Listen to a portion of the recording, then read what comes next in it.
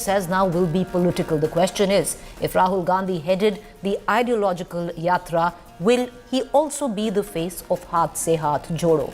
Well, that's our top debate. I'm Preeti Choudhry, and these are the headlines. Urinator Shankar Mishra makes a bizarre claim in court, alleges that the elderly lady passenger peed on herself. Why did Shankar apologize to the passenger then? Home Minister Amit Shah in Kashmir speaks to families of Rajouri attack victims, says will draw 360-degree security plan to thwart terror in the valley. Prime Minister Modi flags off Ganga Vilas cruise liner. The Made in India vessel will set sail over 3,200 kilometers, cover 27 rivers, 50 tourist spots in 51 days, will cost a whopping of 20 lakhs. Hours after meeting the LG, VK Saxena, the Delhi CM Arvind Kejriwal accuses him of boasting of his administrative powers in the meet. LG office sources deny all claim. Another explosive letter bomb by conman Sukesh Chandra Shekhar accuses Chief Minister Arvind Kejriwal and Satyendra Jain of mental harassment and threats. Anger against Tamil Nadu governor spills onto the streets of Chennai. DMK allied protests demands resignation of R.N. Ravi. High Court takes your motor cognizance over metro killer pillar crash. Plea against state government and Bengaluru metro soon. Pro-Kannada group vandalized Bengaluru's metro office. Himachal Pradesh reinstates old pension scheme in first cabinet meet. All employees currently under the new pension scheme will also be covered under the OPS. And ace player Sania Mirza announces retirement from tennis after Australian Open this year. In a note shared with fans, Mirza says, "My son needs me more now."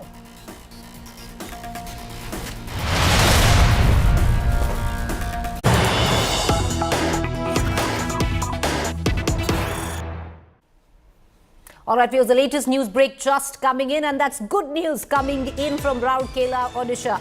India have begun their World Cup campaign with a 2-0 victory over Spain. Amit Rohidas and Hardik Singh score the goals for India. That's a fabulous start for India in their World Cup opener. They have beaten Spain, a strong team. But the latest coming in from Odisha, Rourkela, which is hosting the World Cup in hockey, is that India has edged a spectacular win of 2-0 over Spain and beginning their World Cup journey with a fabulous win. Nikhil Nas, my colleague, joining us with the very latest. Nikhil, good news coming in from Odisha. That's right, Preeti. I mean, it's a dream start for the Indian team. Just looking at the way the group pans out, sometimes you tend to get a few easy games to begin your World Cup campaign, but that wasn't the case with this Indian team because you got probably the toughest opponents that you could have got in their group, which was Spain, alongside maybe England, which is another tough opponent that they'll have in their group. Remember, it's a group of 4 teams. One team that tops their group get a direct qualification for the quarterfinals, and I think that's the target that the Indian team had, to be the top in their group so they get a direct qualification. Otherwise, if you finish second or third, then you have to go through a pre-quarter final, and that's a scenario that the Indian team wouldn't be looking at. So I think this was a very crucial game.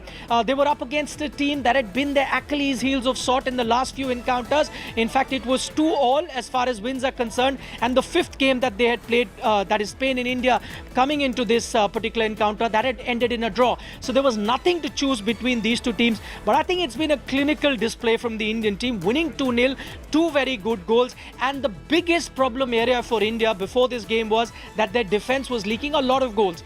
They went to Australia, leaked a lot of goals there, lost 4-1. So that was a big worry. But clearly the work that this team has put right before this World Cup seems to have paid the dividends. So no goals conceded. Yes, they scored 2 goals. Yes, that is what gave them the victory, but not conceding any goal. I think that's the biggest positive that this Indian team will take, because up next will be again a very strong opponent in England. But as you said, a perfect start for the men in blue in this Hockey World Cup.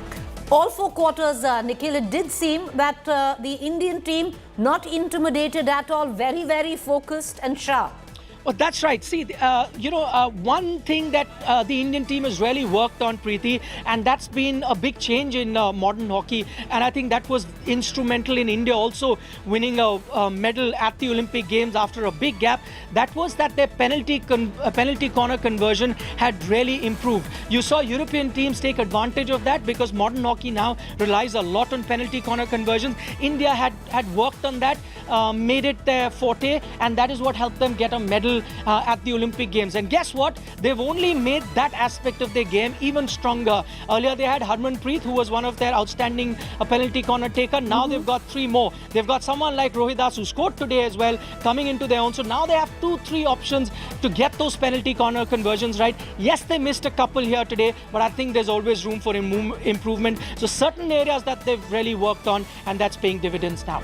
Well, let's hope so. They've gone to a flying start, and we are hoping they actually bring the World Cup home, because few can forget the spectacular bronze medal win by the Indian hockey team in the Tokyo Olympics, and they seem to have come back stronger. So go Team India. Thank you, Nikhil, for joining us on this fabulous news that is coming in this Friday. India scripting a spectacular win in their first match against Spain, and let's hope and wish them a spectacular journey going through the World Cup in Odisha, Rahul Gandhi. With that, quickly shifting focus to less exciting, but what is the big political story. The Congress Bharat Jodo Yatra, fronted by Gandhi Sai and Rahul, is nearing its end, but it is not the end. In a letter penned to the Congress cadre, Rahul not only vowed to fight from streets to parliament every day, but also launched the next phase of this yatra, which is the Hath Se Hath Jodo Abhiyan, kick-starting January 26 and will continue for the next 3 months. But the question is, will Rahul Gandhi, who fronted what he called the ideological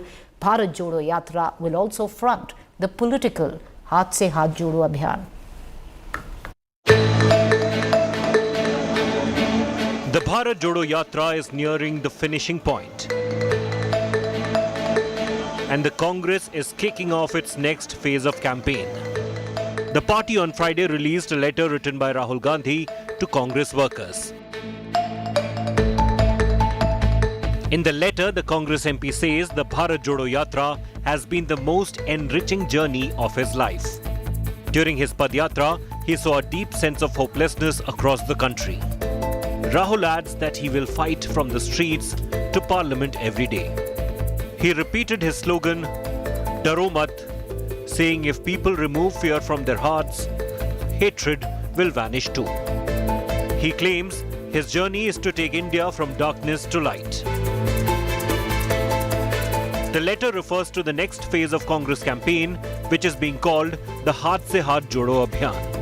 This drive will start from January 26th and end on March 26th. 26 जनवरी से लेकर 26 मार्च तक Congress party ने हाथ से हाथ जोड़ो अभियान की घोषणा की है।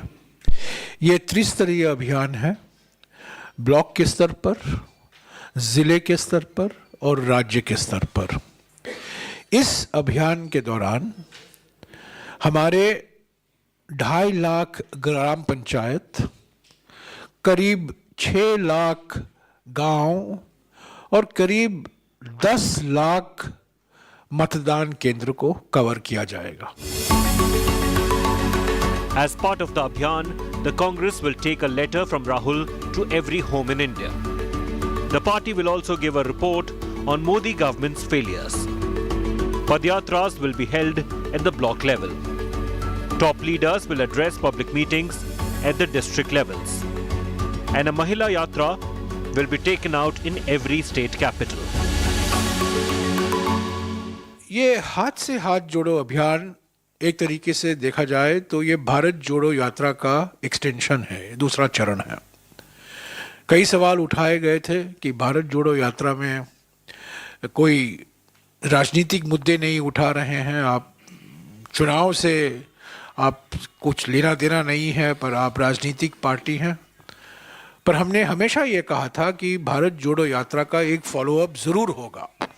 पर हाथ से हाथ जोड़ो अभियान का लोगो जब रिलीज़ किया जाएगा अगले कुछ दिनों में, आप देखेंगे कि उसमें एक प्रमुख स्थान हमारे चुनाव चिन्ह को दिया जा रहा है।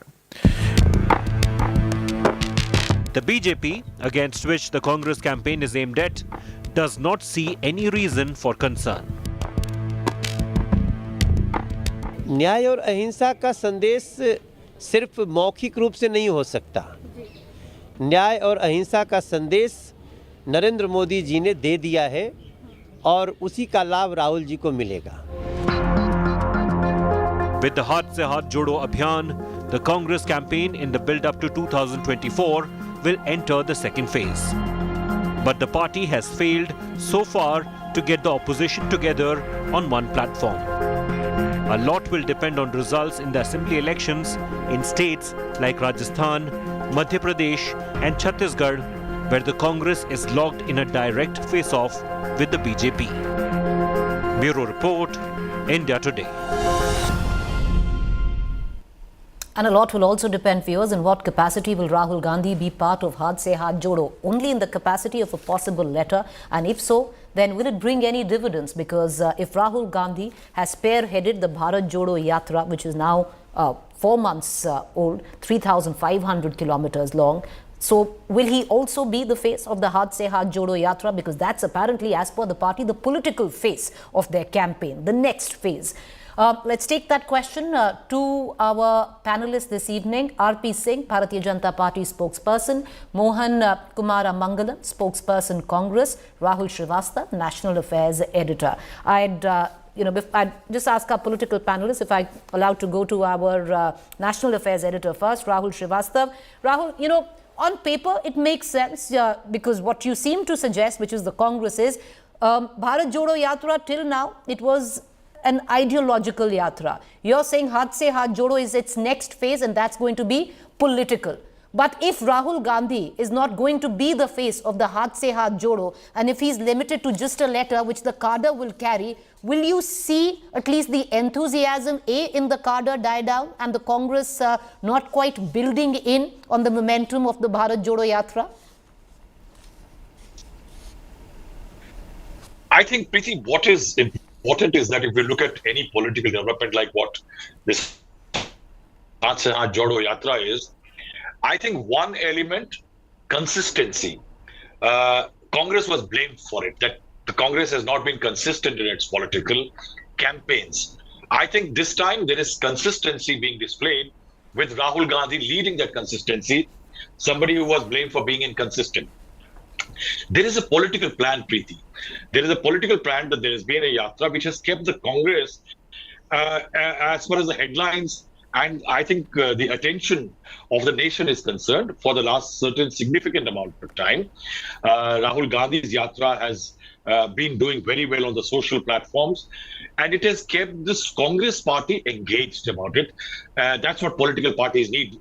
It's a little wonder that Narendra Modi and Amit Shah are known as tough masters, from ministers to MPs to MLAs to Karyakartas, Panna Pramukhs. Everybody has to be constantly at it. There is always a plan. There is no letting go or let up as far as the effort is concerned. I think that's where a lesson has come in. The Congress has a plan. The third is that there is a template. There is a template which has been created and sold by Rahul Gandhi. The point here, very important, is that from a macro Bharat Jodo template, it is more specific now. It is more direct. Though Rahul Gandhi may not be there in terms of leading it every village, but if you see the plan, 2.5 lakh Gram Panchayats will be covered, 6 lakh villages will be covered, 10 lakh polling stations covered, Mahila Yatra, Pad Yatra. Government's failures will be presented in form of a chart sheet. I think what is important, there is a political plan. I think it does make political. Remember that in 1974, when Jayaprakash Narayan, for example, started a political movement in Bihar, did he realize that it will become a campaign that moved Indira Gandhi and post-emergency? No, it was not plotted like that. I think there is merit. The only problem which I have is the letter's content, that it has been my tapasya. I think that political messaging should have been slightly different.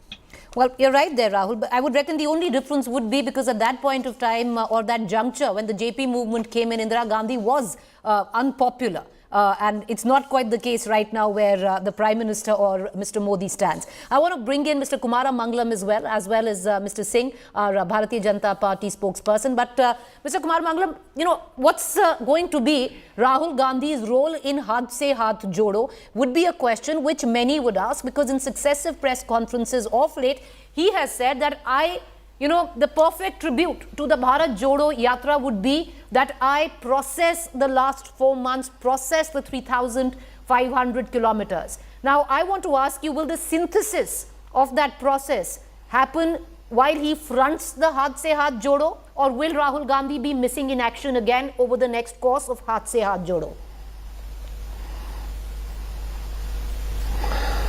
Listen, as to his exact role, I think that will become more evident as time goes by. But I can tell you that this is a Hath Se Hath Jodo is going to be happening simultaneously at the block, district and the state level. You can't expect him to be everywhere at once. What would be his capacity then, Mr. Kumara event Mangalam? As part of the entire Hath Se Hath Jodo.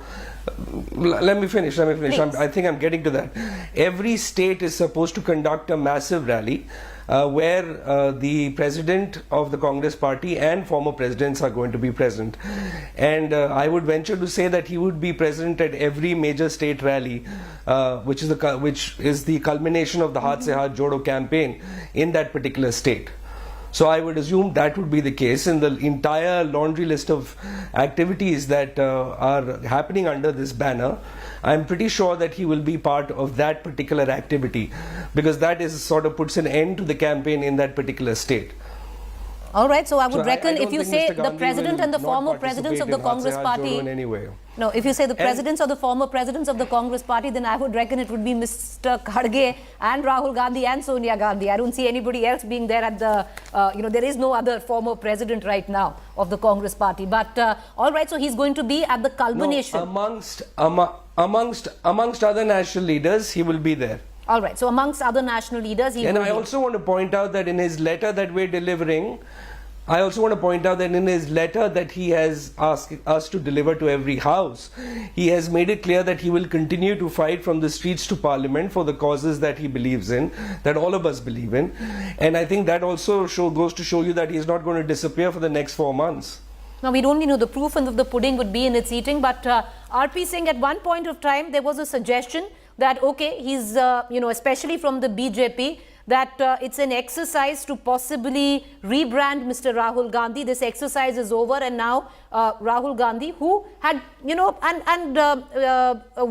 intent, had earned the tag possibly of being inconsistent at time. But that is not the case. There is a plan that the Congress has now. Preeti, first of all, happy Lodi and Makar Sankranti to all your viewers and to you also. So happy Lodi. I'm hopeful we'll get some relief from winters, chilly winters. You have been doing quite a good program on how chilly this time the Delhi and the northern India will be. I'm hopeful by today, after Lodi, things will improve. But coming to the point of Bharat Jodo and the Hath Se Hath Jodo, is still the same. The relaunching of Rahul Gandhi again. They are trying to relaunch the Rahul Gandhi, but before they launch their Hath Se Hath Jodo, they need to launch the party workers to Jodo together, the party leaders to Jodo together. The state of affairs is in Chhattisgarh between the Chief Minister and the Health Minister. The way the state of affairs is in Rajasthan between the former Deputy Chief Minister and the Chief Minister, and one of the men who has been kept on hold to be Chief Minister. Similarly, we have seen what happened in Punjab, so same is case in Jharkhand also. So first let them work out their party cadre Jodo together, the leaders Jodo together, one. Secondly, after that also they recently have tried to invite and Jodo the leader of oppositions for the final of this Bharat Jodo Yatra. How many of the leaders have accepted the message of Mr. Rahul Gandhi to be part of that the final at the Srinagar, where he said he has probably invited each and every leader in the opposition, probably except some leaders in the Jammu Kashmir, all rest have refused. So this is the state of affair. I mean, well, it's most welcome that if he takes up his political career seriously, We also look for a serious opposition. We also look for a serious leader in the opposition.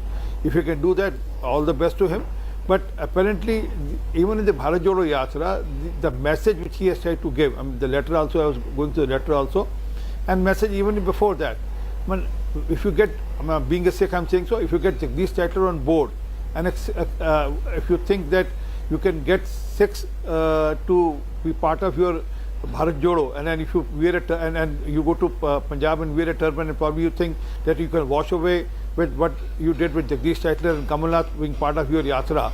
So that's not happening. And also the way the Christian pastor said about the India and the motherland India, well, people understand that what is happening and why it's happening.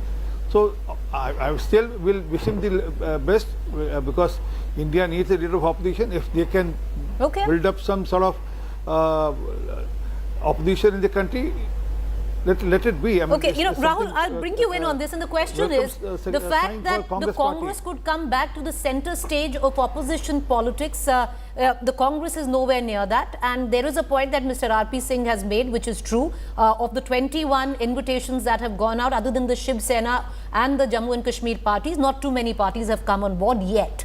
Which, the function which is on the 30th. But to give credit where the Congress comes in, the fact that they have a blueprint, they have an election in Karnataka, you have Priyanka Gandhi who's there on the 16th carrying out a full morcha there. They seem to be all in. There is a plan, because if the cadre was energized by the Bharat Jodo Yatra, you've already given them something to look forward to. Yes, Preeti, that's what I said. There is consistency, there is no break, there is a plan. This is very necessary for a party like the Congress, which was virtually soporific for the last few years, to keep its cadres engaged, to keep them enthused at a level that we are working at a plan, we are likely to fight a good election, we may come back to power. I think that is what is critical for any political party. That's what the BJP does it so well. Sardar R.P. Singh is a living testimony that every day he knows what his leaders want from him. In that scenario, I think the Congress is definitely has a plan. Though, yes, there are challenges, like say in Chhattisgarh, where in fact the Congress plans that one of the first few rallies as after an AICC meeting will be held in Raipur, that where there is dissent. Say, for example, in Rajasthan, you have a plan, you have your cadres enthused, but then there is a cadre dilemma. Which way do they go? You have last time around when Congress won the election, I recall that Mera Booth, Mera Gaurav was a campaign launched by Sachin Pilot.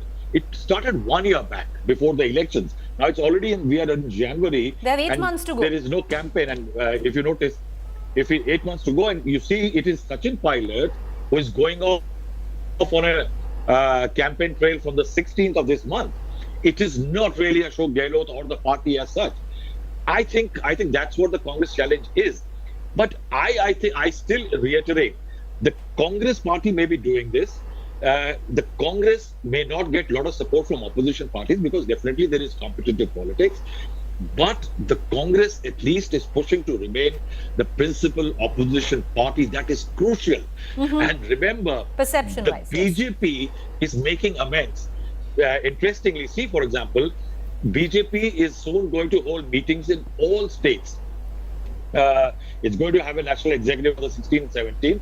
And after that, there are plans to have each of its district units on Twitter, on social media platforms. New outreaches are being planned. The idea is BJP is taking out, for example, yatras in several other states. Then the rise of the Congress, the BJP doesn't mind it. Because when it comes to regional satraps, the BJP finds it difficult to battle them. BJP, Mamata Banerjee, TRS. It's the Congress which as a national rival is good for the BJP. BJP likes it because that means a Modi versus Rahul Gandhi battle. That Modi versus Rahul Gandhi battle the BJP likes. Modi's experience versus Rahul Gandhi's inexperience. That's the narrative the BJP, I think, will be keeping an eye on, given the fact that the yatra is now coming to an end. And another one. And has that narrative shifted a bit? It's a question for R.P. Singh, especially at the back of the Bharat Jodo Yatra, in terms of a perception of a Rahul, what he used to be when pre-Bharat Jodo versus Modi and post-Bharat Jodo versus Modi. But Mr. Kumaram Mangalam, final comments by both Mr. R.P. Singh and you. the proof of the pudding would be in its eating, and that would be the elections which are here close to, 9 states definitely will be going into elections, and it will all come down to how much Congress actually takes out electorally at the back of this yatra.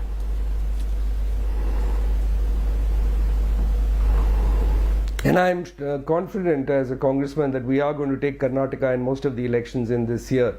I can say that up front. I also want to say that Mr. Singh's comments on, the issues between leaders within the Congress party aren't new. They were saying Pehle Party Jodo right from the beginning of the yatra. So I would encourage them to come up with new criticisms. Whether Mr. Gandhi has been taken as a serious leader or not is evident by the people who have joined him during this yatra. Right from Mr. Prashant Bhushan to Mr. Raghuram Rajan, people from all walks of life have actually come in to join him on this walk. So if they weren't taking him seriously, that wouldn't have been the case.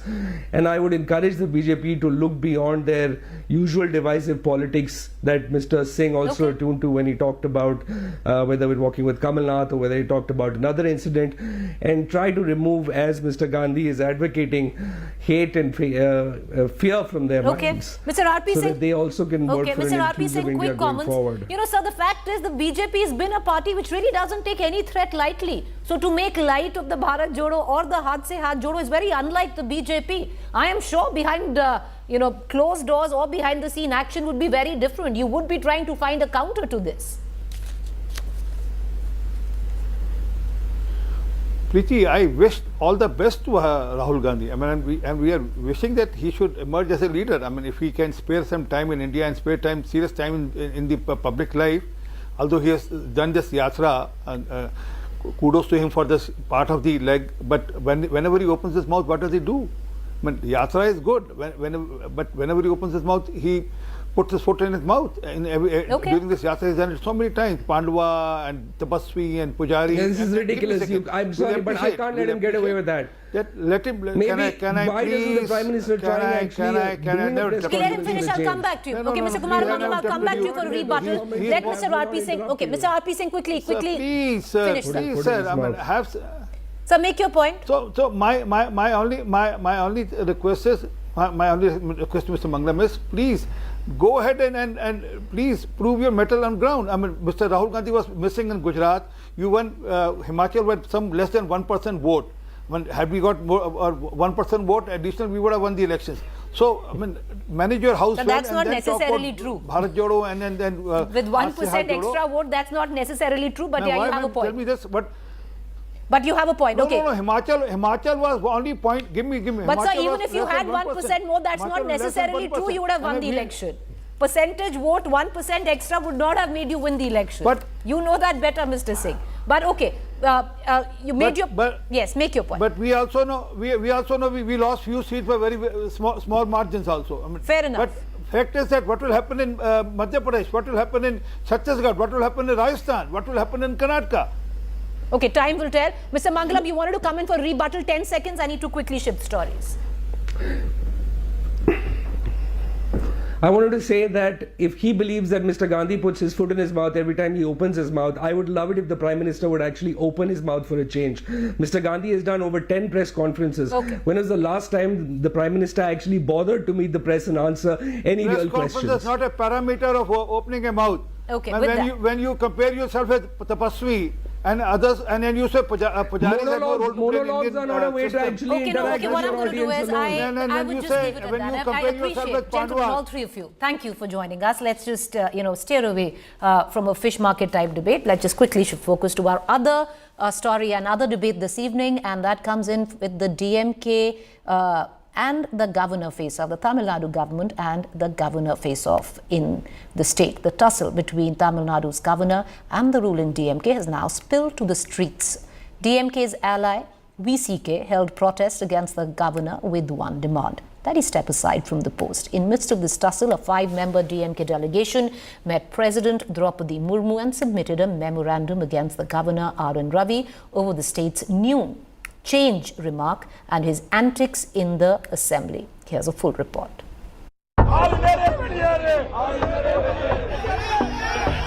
Protests,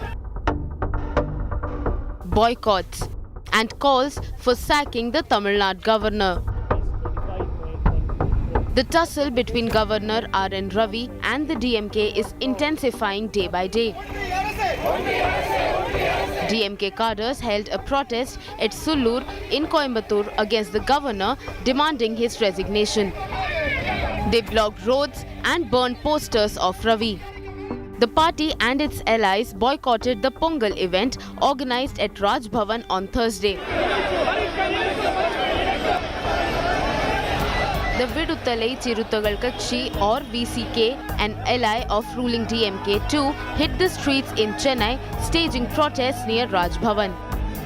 Several cadres of VCK, Marxists as well as CPI and CPM had called out for a protest here just meters away from Raj Bhavan, the governor's office and residence. In fact, several of these protesters there are also being detained by the police. Some of these placards as well, you can see are saying out, get out Ravi. These are the placards that had been at the protest there, condemning Tamil Nadu's governor R.N. Ravi against his speech and his abrupt absence. We demand union government to call back R.N. Ravi, governor of Tamil Nadu. He is doing politics here. He is not working as constitutional authority. He is totally against to the elected government in Tamil Nadu. He insulted the great leaders, Periyar, Ambedkar, Kamarajar, Anna, Kalaignar. The BJP has come to the governor's defense, rejecting calls for his resignation. What he had said is 100% right. This is regressive politics. They are spoiling Tamil Nadu. They have spoiled Tamil Nadu. In the name of the Dravidian model, they are trying to, move people away from nationalistic feeling. On Thursday, a DMK delegation met the president and submitted a memorandum against the governor seeking action against him. Governor Ravi has rushed to Delhi. He is likely to meet President Draupadi Murmu, Prime Minister Narendra Modi, Home Minister Amit Shah and MHA officials. Ambedkar Samatovanal Uruthimozhi. Amid the rising tensions, Chief Minister M.K. Stalin once again praised the Dravidian model in the Tamil Nadu Assembly on Friday. இந்தியாவில் இருக்கிற பெரிய மாநிலங்களில் தமிழ்நாடு முதலிடத்திற்கு வந்திருக்கிறது என்றால் அது சாதாரணமானதல்ல. அதுதான் அனைவரையும் உள்ளடக்கிய திராவிட மாடல் தத்துவத்தினுடைய ஊட்டமும் வளமும் வளர்ச்சி திறனும். நமது நோக்கம் ஒன்றுதான், மக்கள் மனங்களின் மகிழ்ச்சி.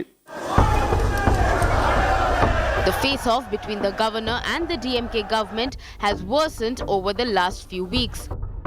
The governor recently proposed Tamilagam as a new name for Tamil Nadu, triggering sharp reactions from not just ruling DMK but also opposition AIA-DMK.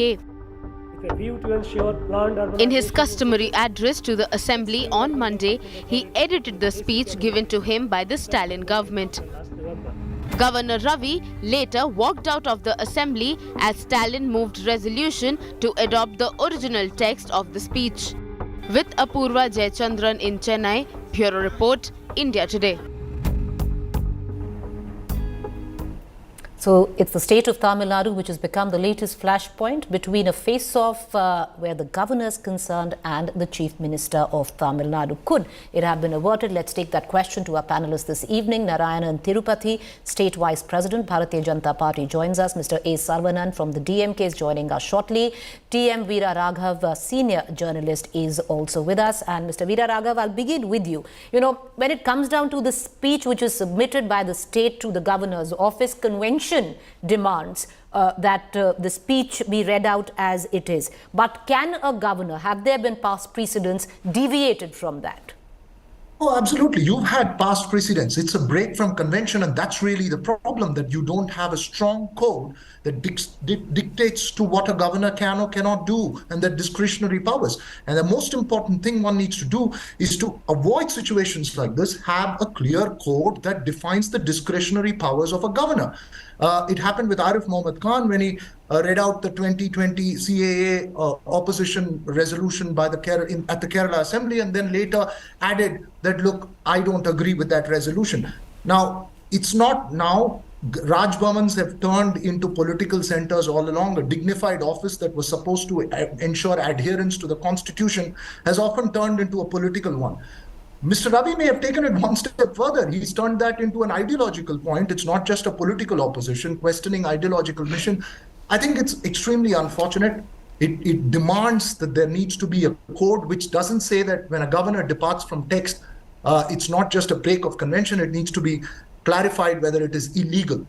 Supreme Court, other courts have passed judgments and reversed governors' decisions, but they've stopped shy of defining that very clear code. So to answer your question, Preeti, I think this issue again brings to focus the need for a clear code. And also, perhaps Mr. Ravi has taken it a bit too far. A bit too far, even trying to rename the state? Absolutely. I mean, it's quite unnecessary, that kind of debate. I think a lot of important administrative and legislative issues are the casualty when it becomes such a battle between the Raj Bhavan and the Secretariat. Governments and governors, state governments and governors have had very uneasy equations in our independent Indian history.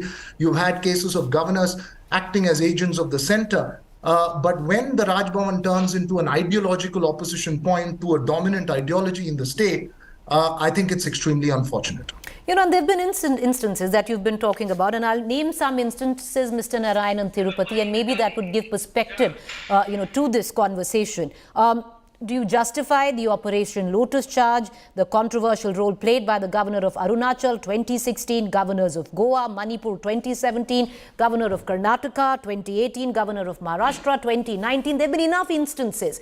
And now the face-off which is possibly brewing in Tamil Nadu, putting the spotlight on the post of the governor with a question that is asked of selection of the post. See, a coin has got two sides always. Normally, the media always targets the governors. I differ from what Mr. Veeraraghav said, because there was no ideological write-up or ideological, speech written by the government of Tamil Nadu, but there was some facts which were not true and which were against, the statistics and which were against the state, and that is the reason. For the state of Tamil Nadu, for the welfare of Tamil Nadu, maybe Mr. Ravi would have denied to read that. So that is the problem. That is the problem. So he cannot talk like he's talking in a public meeting. So that's the reason Mr. Ravi would have avoided or boycotted or denied to read those things. And legally, he was entitled. But Mr. Tirupati, the fact is, it's unprecedented. The scenes that were witnessed in the assembly, I don't remember ever witnessing a governor walking out while the chief minister is speaking, leave alone that. Yes. When has the governor tried to rename a state which is going against what the chief minister or the government wants? See, the governor, Mr. Ravi, was very decent enough to walk out, because the Tamil Nadu Legislative Council Act very clearly says in their chapter 4 that when a governor speaks before the speech or during the speech or after the speech, no member can rise against the governor. Nobody can object against the governor. But unfortunately, even before the speech, during the speech, members of Legislative Assembly tried to interrupt the governor. Even after the speech, a member but from because Kolathur the speech was doctored was the reason given. Let me finish. Let me finish. Even after the speech, a member from Kolathur Assembly constituency, unfortunately, he was from Kolathur constituency, is the Chief Minister of Tamil Nadu. He had tried to interrupt the governor. And in fact, I demand an action against the legislative member of Kolathur Assembly becomes to be the Chief Minister. That's the problem. So now, why they have not taken action against the Chief Minister? The Speaker says that they have spoken. They have spoken about the sentiments. See, sentiments is different, and definitely the law is different. The law of Tamil Nadu legislative. But you know, sir, I'm sorry, I want to bring in Mr. Sarvanan into this conversation, but ultimately, again, I'll ask you the same question, attempting to change the name of the state, which is contrarian to the point of view of the, hear me out, sir, of the Chief Minister. First of all, Sir, hear me out. Not reading the speech which is submitted by the state government. Isn't a question that should be raised that the governor is trying to politicize his office? No, he has never politicized. He said that whatever Mr. Karunanidhi said during the renaming of Madras presidency to Tamil Nadu state, whatever Mr. Karunanidhi said, that is what Mr. R.N. Ravi said. I have got proof for that. I will definitely produce before that. See, both Tamil Nadu and Tamilagam are the same. Only, see, but it's not the prerogative or the right of the governor, sir. He did not speak in the assembly. Come on, he did not speak it in the assembly. Okay. Why should they talk in the assembly? Practically build the grounds for the same, but okay. Sarvanan, I'm going to bring you in with what the BJP counterpart says, Mr. Narayan Tirupati. It is your government, it was your chief minister that broke protocol on what was supposed to be done on the floor of the House. Yeah, see, this is what the BJP shamelessly is supporting the governor who is acting against the interests of the Tamils and the interest of Tamil Nadu. So you asked a very, very pertinent question. Tamil Nadu is the name that appears in the constitution. Who is this guy to say that it is inappropriate to use Tamil Nadu? What does he know about? Is he a Tamilian? What connection does he have with the state of Tamil Nadu? How can he do this? Will this not hurt the sentiments of the people of Tamil Nadu? It's just not christened Tamil Nadu just like that. There was a legacy to it. There was a rich history. A great man, Sankara Linganar, lost his life going on an indefinite fast. When there is so much of emotions attached to that name, this man comes from nowhere without knowing the political history or any other history, just vomiting what their RSS handlers are telling him, is making controversies, unnecessary controversies. And you again asked another pertinent question. What business the governor has got not to read out the portion that is given by the state government? The governor does not have any liberty. He has to act as per the aid and advice of the Council of Ministers under Article 163. Apart from that, he does not have any other power. He is just a rubber stamp. But you know, Mr. Sarvana, you know, on the contrary, there's also a point. There's also a point which is, yes, it's convention demands that the governor reads this, the script and the speech which is submitted by the government, but it's not protocol. Conventionally, they have to do it. But is it set in stone? No. Is it constitutionally incorrect? No, that's what. No, I'm telling you, because in parliamentary procedures, we follow the British Parliament, where conventions have the force of law.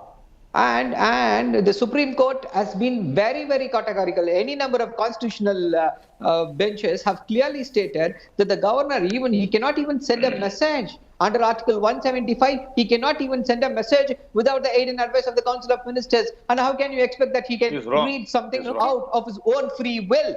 Under Article 176, that is not possible.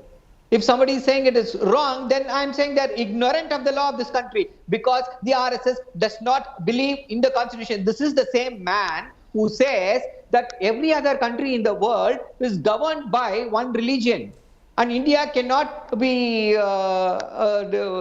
this thing to that. India is also governed by one religion, which is Mr. Tirupati, please. Okay, Mr. Tirupati wants to come in for a rebuttal. Let him come in, and I want to bring in Mr. Veera Raghav after that. Yes, go ahead. Just a moment. Let me finish. Okay, finish, sir. Finish.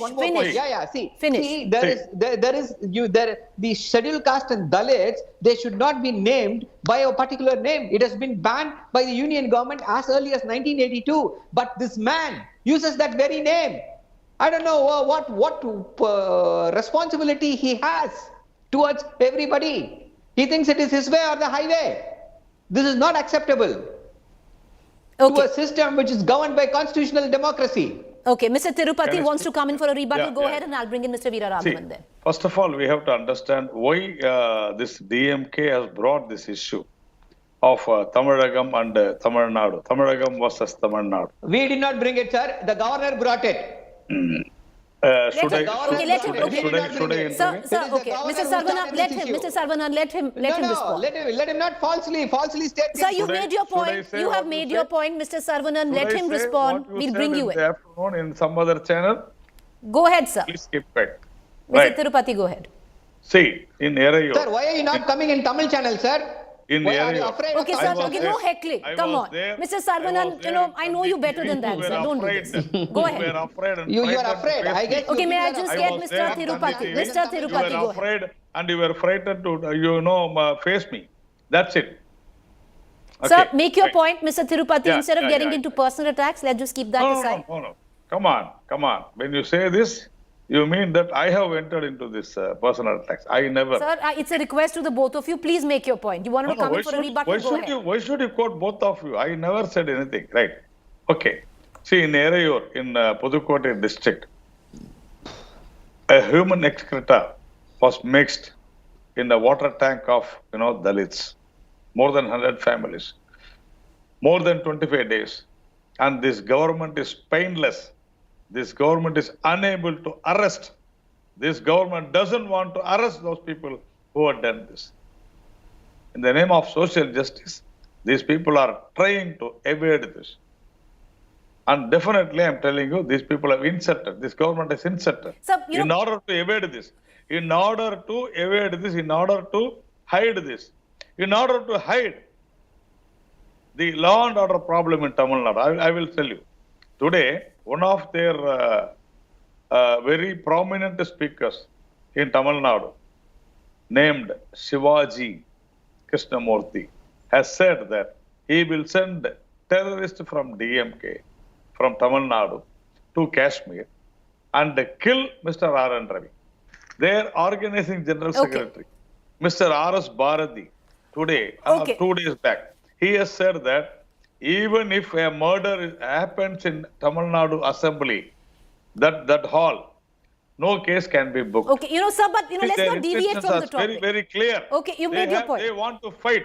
They want to abuse. That still doesn't answer the question of the governor's role or misrole, sir.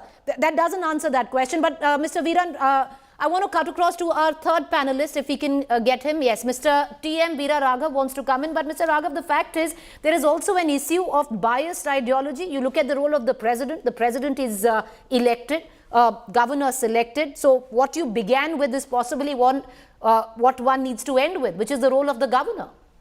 So absolutely, I think the issue is beyond Tamil Nadu and Tamilagam. This is about whether a governor has the right to go ahead and speak of that nature, make comments of that nature. And I think it's also unfortunate that he occupies the position of governor. You cannot have lawyers and people speaking in a disrespectful tone to the governor. I think the DMK should also follow that protocol if they want to take the issue. But this is a very important, serious issue. I think Shamsher Singh versus State of Punjab, 1975, Nebam Ravi versus Deputy Speaker of Arunachal Pradesh, the Supreme Court in several cases has clearly indicated that the governor has to act on the basis of Council of Ministers, and there are dangers in allowing the discretionary powers, a governor to be entitled to discretionary powers. And we've seen this time and time again when it comes to choosing of a political party, when there is a fractured mandate. You've seen issues of bills. I think things are coming to a dangerous pass. This is a dangerous precedent in Tamil Nadu, and I think it's time you categorically come out to say that, look, governors will have to follow the advice of the Council of Ministers and a clear code to what they can and what they cannot do, so that the matter is categorically settled by law. Threatening that they will kill the governor. Which is completely unfortunate, and I think what is happening right now is unfortunate. Everybody is talking over each other. Okay, Mr. Veera Raghav, you made your point. I'm going to end the debate on that. There's no point getting into talking over each other. Nobody can hear anything, but we're going to leave it at that today, because trust me, it's going to come up again. The governor of Tamil Nadu is in Delhi looking to meet the president, the prime minister, as well as the home minister, is what we are getting to understand. The spotlight once again on the office of the governor, because it's not just the state of Tamil Nadu where the governor are at loggerheads with the incumbent chief minister. With that, I want to quickly shift focus to our Get Real India story, a report suggesting that 2 and 3 doctors who graduated from government colleges in Maharashtra pay a fine over rural postings. This is one of the reasons for shortages of doctors in rural Maharashtra, where they'd rather pay 10 lakh rupees to get out of a rural posting. Here's more.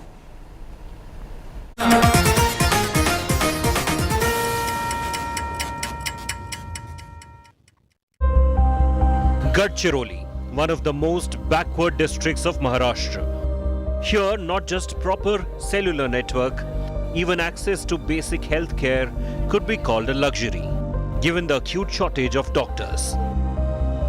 हमारे district में MBBS की 75 post मंजूर है, उसमें से 10 post vacant है अभी clear cut, जहाँ पे डॉक्टर मेडिकल ऑफिसर नहीं है।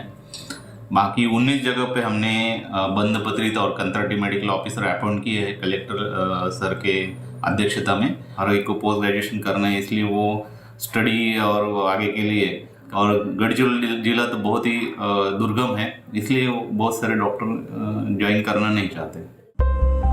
The government has made it mandatory for MBBS graduates who have availed subsidized education to serve in rural areas for at least 1 year. But most prefer to pay the fine of 10 lakh rupees. Take for example JJ Hospital. 1,364 students got MBBS degrees between 2015 and 2021. Among them, only 467 or 34% of doctors served in rural Maharashtra. Around 897 or 66% opted out. During the pandemic years of 2020 and 21, the hospital reported the highest number of doctors opting out since 2015. Among the 390 who got MBBS degrees, only 94 or 24% served in rural areas. Dr. Bhushan Taram is among the few who bucked the trend. After 3 years of service in Gadchiroli, he has no regrets.